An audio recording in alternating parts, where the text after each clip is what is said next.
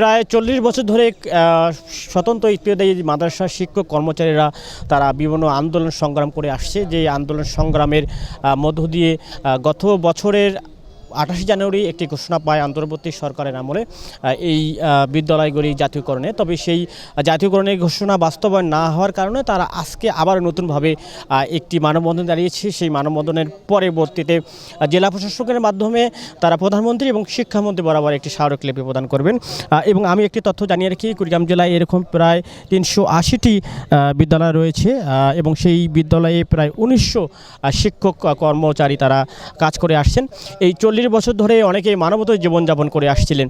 এখানে কুড়িগ্রাম জেলার বিভিন্ন উপজেলা থেকে বিভিন্ন শিক্ষক কর্মচারীরা এসেছেন, সেই কথাগুলি তারা বলার চেষ্টা করছেন। এবং এখানে যারা শিক্ষক নেতা আছে কিংবা সাধারণ যে শিক্ষক আছে তারা এই যে তাদের জীবনে যে আসলে বেদনার কথা, কষ্টের কথা, সেই কথাগুলি এখানে উপস্থাপন করার চেষ্টা করেছেন।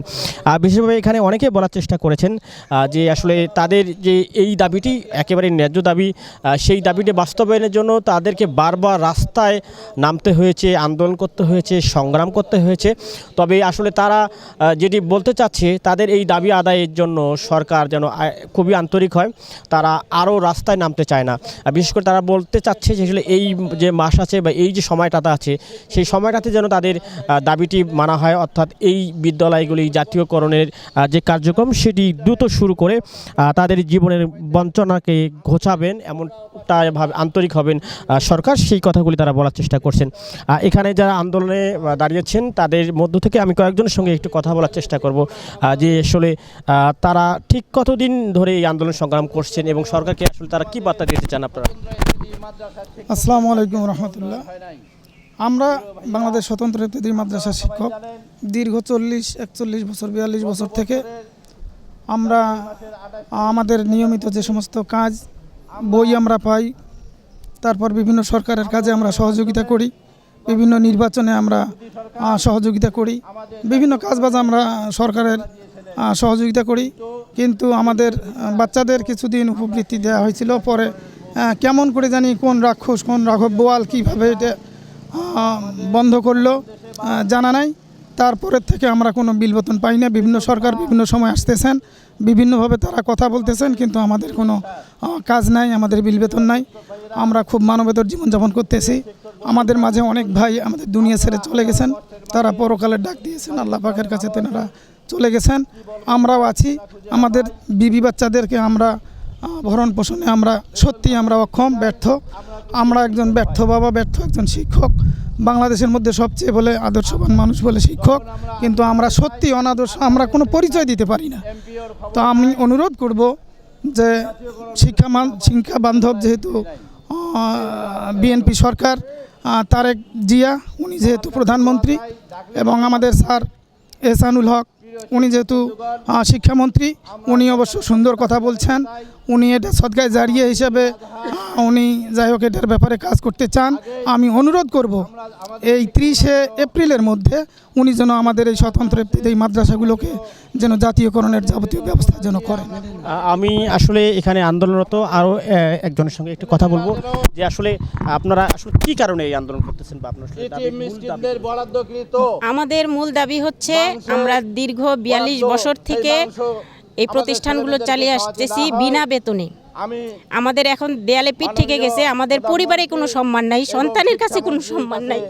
আমরা এমন শিক্ষক, আমরা জানি যে শিক্ষা মানে শিক্ষকরা নাকি সর্বশ্রেষ্ঠ, ওরা নাকি মানুষ গড়ার কারিগর, কিন্তু আমরা কোথায় হতে পারলাম মানুষ গড়ার কারিগর?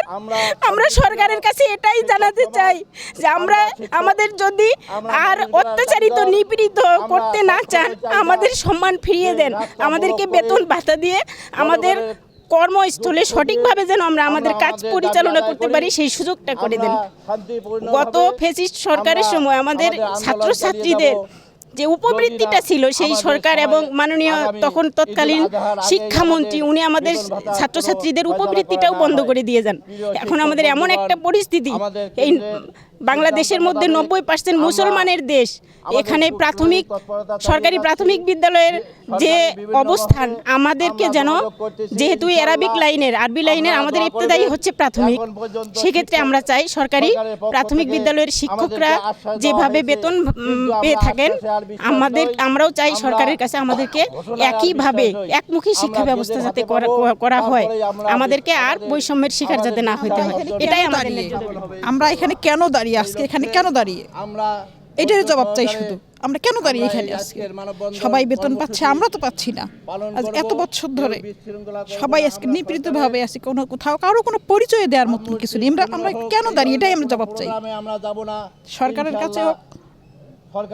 আমাদের এটা দাবি যে মন্ত্রীর কাছে, সব মাননীয় শিক্ষামন্ত্রীর কাছে আমাদের এটা দাবি যে আমরা এখানে কেন দাঁড়িয়ে।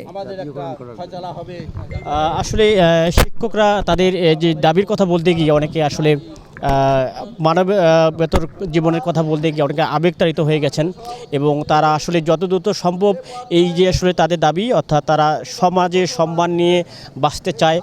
তারা আসলে অনেকে বলেছেন যে এখানে তারা অভিভাবক হিসেবে ব্যর্থ, তারা সমাজের কাছে, পরিবারের কাছে, রাষ্ট্রের কাছে ব্যর্থ। এই জন্য এই ব্যর্থতার গ্লানি মাথায় নিয়ে অনেকে হয়তো মারাও গেছেন। বাকি যারা বেঁচে আছেন এই 40 বছর তাদের যে আসলে কর্মের যে আসলে স্বীকৃতি, কাজের যে স্বীকৃতি, সেটি হচ্ছে এই যে জাতীয়করণের বাস্তবায়ন, সেটি বাস্তবায়নের মধ্য দিয়ে সরকার দেবেন, আন্তরিক হবেন, এই কথাগুলি বলার চেষ্টা করছেন। এই ছিল কুড়িগ্রামে যে আসলে স্বতন্ত্র ইবতেদায়ী মাদ্রাসার শিক্ষকরা যে দাবিতে আন্দোলনরত আছে তার সর্বশেষ।